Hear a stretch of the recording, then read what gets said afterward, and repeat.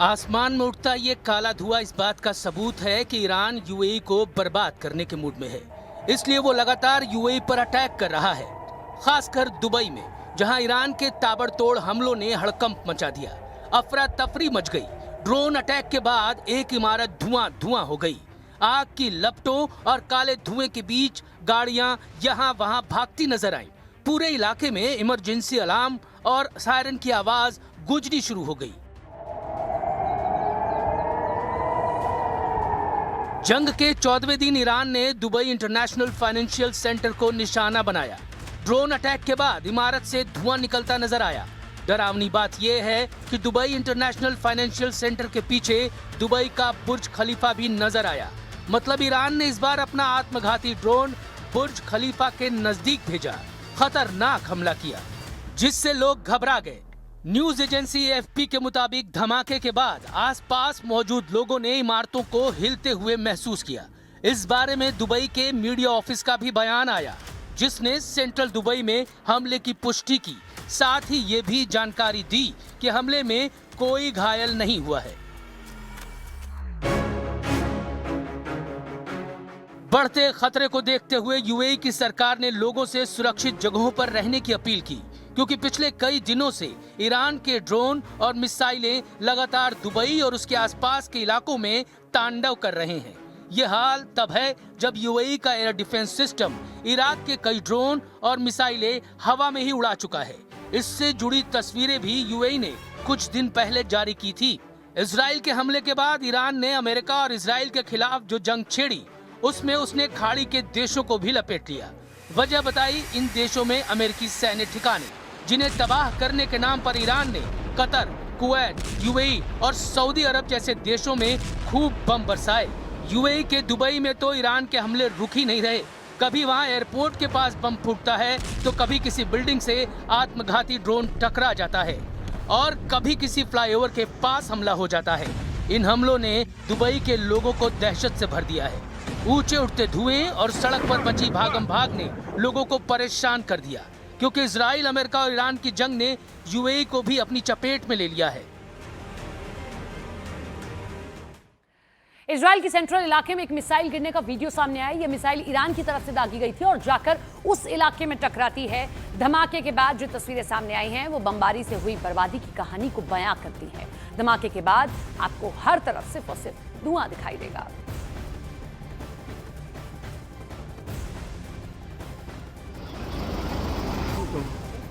Dubai दुनिया का वो शहर जिसकी पहचान रफ्तार और रोशनी है, लेकिन मिसाइलों और ड्रोन हमलों के बीच इस चमकते शहर में भी दहशत का साया दिखाई दे रहा है। एयर स्पेस बंद हुआ, फ्लाइट्स रुकी और कई लोग घायल हुए। लेकिन सवाल यह है कि क्या दुबई रुक जाएगा या फिर हर बार की तरह यह शहर फिर से खड़ा होकर दुनिया को चौंकाएगा। इस रिपोर्ट में आपको दिखाते हैं आसमानी अटैक, दुबई कैसे करेगा कमबैक।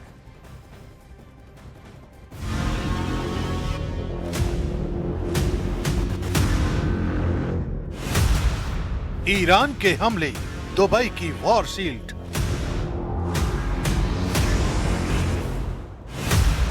मिसाइल अटैक के बाद दुबई का कमबैक। क्या है दुबई के रक्षा कवच का राज? सुपरसोनिक मिसाइलों के हमले किसी भी शहर की सूरत पल भर में बिगाड़ सकते हैं। कामिकाजे जैसे घातक ड्रोन किसी भी लक्ष्य को तबाह कर सकते हैं। लेकिन ईरान वॉर की इन डराने वाली कहानियों के बीच दुबई की रफ्तार पर कोई ब्रेक नहीं लगी। आसमानी हमले के दौरान यूएई की सबसे बड़ी ताकत उसका एयर डिफेंस नेटवर्क साबित हुआ। हमलों के दौरान ईरान की ओर से कई बैलिस्टिक मिसाइलें और ड्रोन दागे गए, लेकिन यूएई के एयर डिफेंस सिस्टम ने बड़ी संख्या में खतरों को हवा में ही रोक लिया।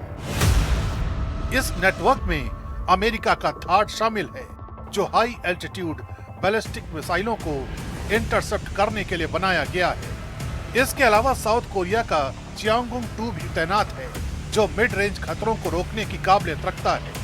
माना जा रहा है कि इस मल्टी लेयर सिस्टम ने दुबई को बड़े नुकसान से बचाया और शहर की पहली सुरक्षा दीवार बन गया। हमलों के तुरंत बाद दुबई के एयर ट्रैफिक पर सबसे बड़ा असर पड़ा।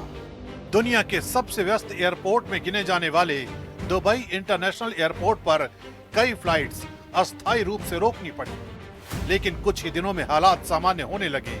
दुबई की प्रमुख एयरलाइंस एमिरेट्स और फ्लाई दुबई ने पहले रेस्क्यू और रिपैट्रिएशन फ्लाइट शुरू की ताकि फंसे यात्रियों को सुरक्षित उनके देशों तक पहुंचाया जा सके। इसके बाद धीरे धीरे कमर्शियल फ्लाइट भी दोबारा शुरू की गई। एयर स्पेस पर लगी कई पाबंदियां हटाई जा रही हैं, जिससे साफ संकेत मिल रहा है कि दुबई का एविएशन सेक्टर फिर से पटरी पर लौटने लगा है। दुबई की ताकत सिर्फ उसकी इमारतें नहीं, बल्कि उसकी आर्थिक मजबूती भी है।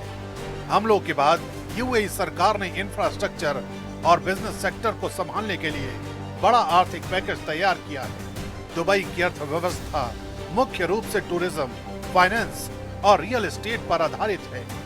यही वजह है कि संकट के बावजूद शहर तेजी से रिकवरी की कोशिश कर रहा है। इतिहास भी यही बताता है कि कोविड महामारी के दौरान भी दुबई ने कुछ ही महीनों में अपने टूरिज्म और बिजनेस सेक्टर को दोबारा खड़ा कर लिया था।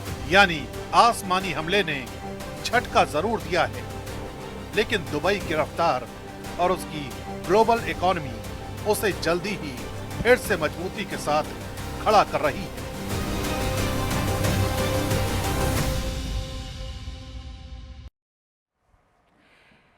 यूएई यानी संयुक्त अरब अमीरात का दुबई शहर अपनी अद्भुत चमक दमक के लिए पूरी दुनिया में जाना जाता है। ईरान लगातार जंग के दौरान इसे टारगेट कर रहा है, लेकिन छुटपुट असर के अलावा यहाँ ना मिसाइलों के हमलों का बड़ा असर दिख रहा है, ना ड्रोन का। लेकिन ये सब कैसे हो रहा है, इसे समझने के लिए दुबई के बुनियादी ढांचे को आप समझिए, जिससे इसका कवच माना जाता है। सबसे पहले मजबूत नेतृत्व। यहाँ की सरकार तेज फैसले लेने के लिए जानी जाती है और संकट आते ही तुरंत एक्शन लेती है। इसके साथ ही दुबई के पास एडवांस एयर डिफेंस नेटवर्क है, जो मल्टी लेयर सिस्टम के जरिए मिसाइल और ड्रोन जैसे खतरों को रोकने में सक्षम माना जाता है। तीसरी बड़ी ताकत है विश्व स्तरीय इंफ्रास्ट्रक्चर, आधुनिक एयरपोर्ट्स, बड़े समुद्री पोर्ट्स, हाईवे और स्मार्ट सिटी सिस्टम।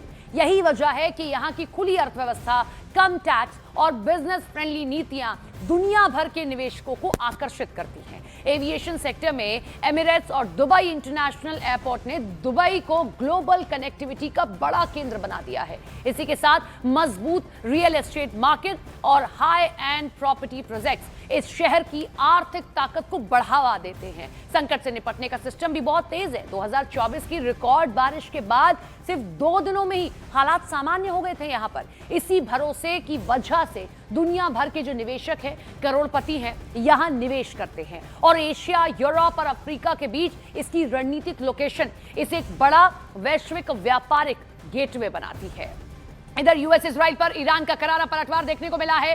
आईआरजीसी ने इजराइल और यूएस बेस पर मिसाइलें दागी हैं। हमले में इजराइल और यूएस को बड़े नुकसान का दावा किया गया है।